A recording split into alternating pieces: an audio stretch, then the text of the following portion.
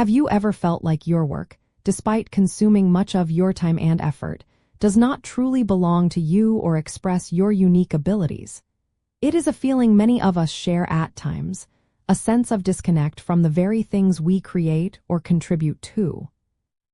In the context of Marxist economic theory, capitalism causes worker alienation by systematically separating individuals from the products of their labor, the act of labor itself, their species being, and their fellow human beings. This concept highlights a profound disconnect experienced by workers within capitalist production systems. The core mechanism driving this alienation lies in the private ownership of the means of production.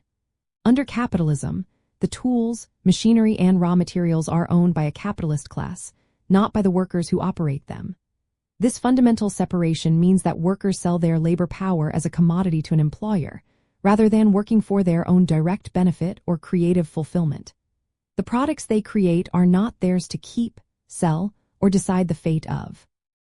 Instead, the products become the property of the capitalist, who then sells them for a profit. This leads to four distinct forms of alienation. First, alienation from the product of labor.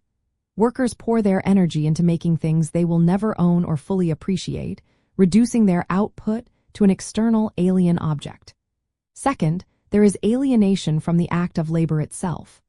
Work becomes a monotonous, often repetitive task performed under the compulsion of earning a wage, rather than a spontaneous, fulfilling activity. The process is controlled by others, dictated by efficiency and profit, not by the worker's creative drive. Third, workers experience alienation from their species being. This refers to the unique human capacity for conscious, creative, and purposeful activity.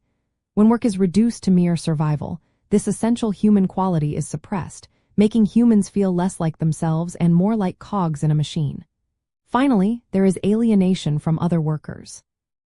The competitive nature of capitalism, where workers often compete for jobs, wages, or promotions, can foster isolation and antagonism rather than solidarity and cooperation.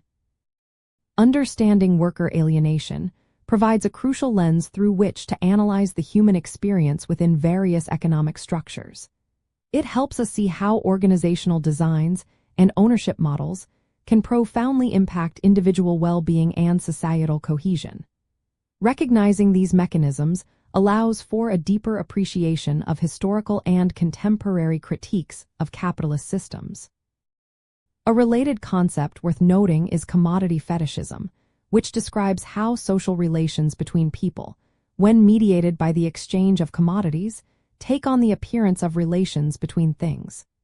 The value of a commodity seems to arise from the commodity itself, rather than from the human labor that produced it, further obscuring the true nature of production and contributing to alienation. This powerful concept was a central part of Karl Marx's critique, developed during the height of the Industrial Revolution when factory systems were rapidly transforming labor. Ultimately, grasping the concept of worker alienation illuminates how economic systems are not just about producing goods and services, but also about shaping human lives and relationships. It encourages us to critically examine how work is organized and who benefits from it, providing insights into the potential for more fulfilling and equitable forms of human endeavor.